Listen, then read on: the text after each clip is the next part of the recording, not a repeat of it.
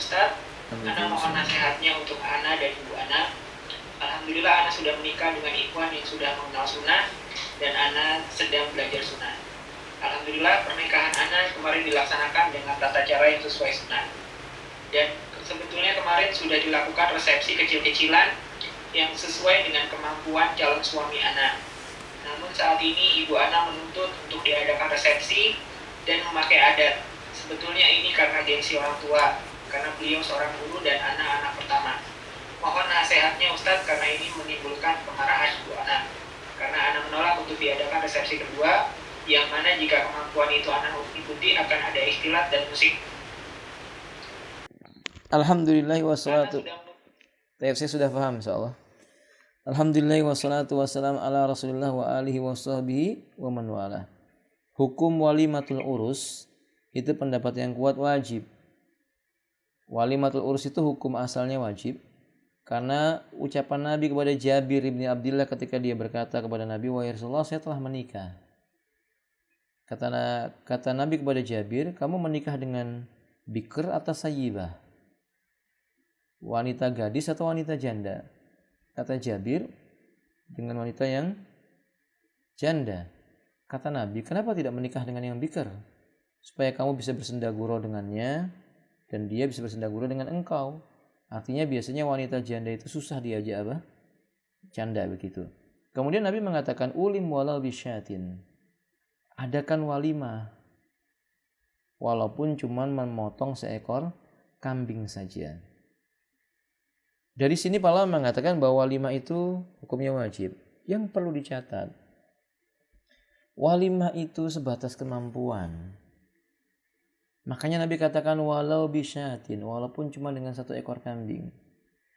Tidak ada kewajiban, bahkan tidak disunnahkan walimah itu harus besar-besaran.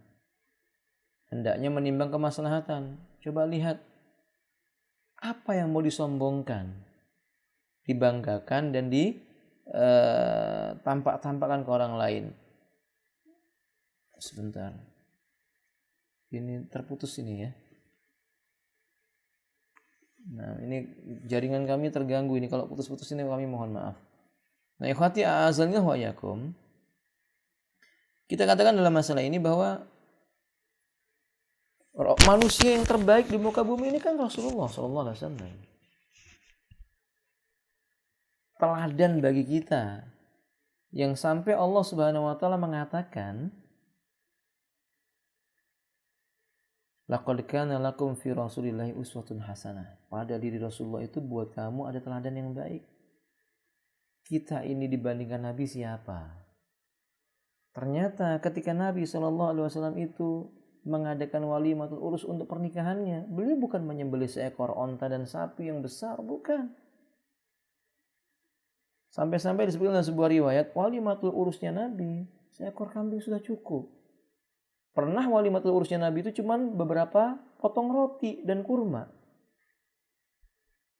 Lalu kalau seandainya kita pada hari ini harus mengharuskan walimah yang besar, teman-teman yang dimulai oleh tabaraka, tujuan walimah itu untuk memberitahu orang bahwa fulan telah menikahi fulana, bagian anggota keluarga si fulan menjadi bagian anggota keluarga si fulana, dan sebaliknya, begitu tujuannya.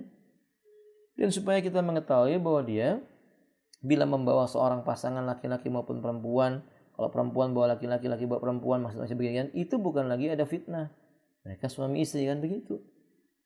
Sudah tercapai, selesai. Yang patut kita pikirkan adalah pasca pernikahan. Pasca itu sesudah ya. Sesudah pernikahan begitu teman-teman. Karena menikah ini panjang.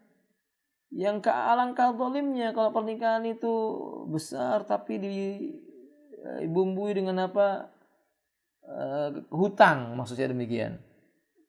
Ya nggak pantas seperti ini. Karena pasca pernikahan itu lebih baik. Kenapa lebih baik? Kita mempersiapkan uangnya untuk membeli tempat tinggal, menyewa rumah, keperluan dan sebagainya dan sebagainya. Maka kami katakan dalam masalah ini bukan yang besar yang dicari, tapi walimah itu ada. Sekarang timbul pertanyaannya, Ustaz, orang tua saya meminta walimah yang besar karena ketika itu walimah yang kecil di musim pandemi. Sekarang walimah yang besar. Nah, saya tanya dulu, saat terjadi lamaran dari pihak laki-laki kepada perempuan, ada nggak perjanjian yang mengikat? Misalnya, atau mungkin ada sebuah janji yang disampaikan. Ada perjanjian, ada janji yang disampaikan. Salah satu darinya. Kalau misalnya si laki-laki berkata, ibu, ini kan pandemi, kita walimahnya ya sederhana saja dulu. Nanti kalau sudah keluar dari masa pandemi, ya kita akan adakan walimah lagi. Kalau itu memang disampaikan oleh pihak laki-laki, maka wajib. Setelah pandemi, diadakan walimah. Masalahnya kan sekarang masih pandemi. Sampai kapan itu Ustaz? Ya sampai kapanpun. Sebelum pandeminya diangkat, maka nggak perlu ada walimah. Nggak wajib melaksanakan walimahnya itu. Nggak menekan janjinya maksudnya. Nanti kalau pandeminya itu sudah nggak ada, baru laksanakan janjinya itu. Karena ada syarat yang mengikat di sana.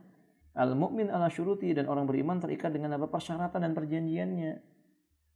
Tapi kalau nggak ada perjanjian, kalau justru misalnya pihak perempuan yang mengatakan ya kita musim pandemi begini, udahlah kita sederhana saja, ngundang orang sekitarnya saja, nggak ada kesepakatan ada walimah lagi, berarti tidak ada kewajiban mengadakan walimah lagi. Tidak ada kewajiban dalam mengadakan walimah lagi. Ini penting. Kalau permasalahannya, kalau kalian nggak punya uang, biar umi yang biayai. Ini nasihat. Tadi pelajaran menyembelih kambing itu pelajaran besar buat kita. Ibu-ibu, kurban itu ibadah agung buat Allah Ta'ala.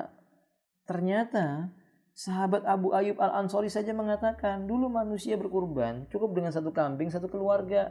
Sampai muncul masa di mana orang mulai berbangga-bangga. Berarti ini niatnya salah sudah nih Misalnya mau berkurban, kemudian tujuannya biar orang banyak tahu, anak pertama lagi gengsi lah misalnya karena ada dan sebagainya. Apa faedahnya? Nggak menambah timbangan di yaumil qiyamah. Kemudian dipuji orang pun tidak akan menambah kemuliaan jiwa. Di foto-foto, di album kenangan, ditempel di dinding, nggak dibawa mati. Boleh jadi orang mencela dan memaki. Ini nggak tahu diri apa, musim pandemi ngundang orang dan sebagainya. Maka mudaratnya lebih besar. Ya nasihat kami dalam masalah ini jadi cukupkan sudah walimahnya. Tapi nih jalan keluar yang paling baiknya bagaimana? Ya katakan kepada mertuanya, insya Allah diadakan yang wajar. Dengan catatan, dengan cara yang islami. Tidak ada ikhtilat, ya, tidak ada musik. Sampaikan apa adanya kepada beliau. Undang orang untuk apa? Makan. Walaupun memang harus besar ya silahkan, tapi hindari sesuatu yang haram. Dan harus disampaikan apa adanya. Ustaz, kalau ternyata orang tua marah dan murka, apakah itu durhaka? Tidak. Tidak ada istilah kedurhakaan dalam ketaatan kepada Allah. Kan haknya Allah itu lebih dahulukan. Dan Allah Subhanahu wa taala mengatakan, ya ayyuhalladzina amanu la tuqaddimu baina yadayillahi wa rasulih. Hai orang beriman, jangan kau dahului ketetapan Allah dan Rasulnya. Allah lebih diikuti. Walladzina amanu asyaddu hubbalillah. Orang beriman itu kepada Allah lebih bersangatan rasa cintanya kepadanya. Tapi karena ini orang tua, cobalah beri pengertian yang baik, ya. Berikan penjelasan yang baik, alasan-alasan yang membuat mereka ikut berpikir, oh iya ya. Manfaatnya apa, kira-kira bagaimana. Begitu, sampaikan dengan cara yang sesantun-santunnya dan doa kepada Allah Subhanahu wa taala agar Allah memberinya hidayah. Wallahu a'lam bishawab.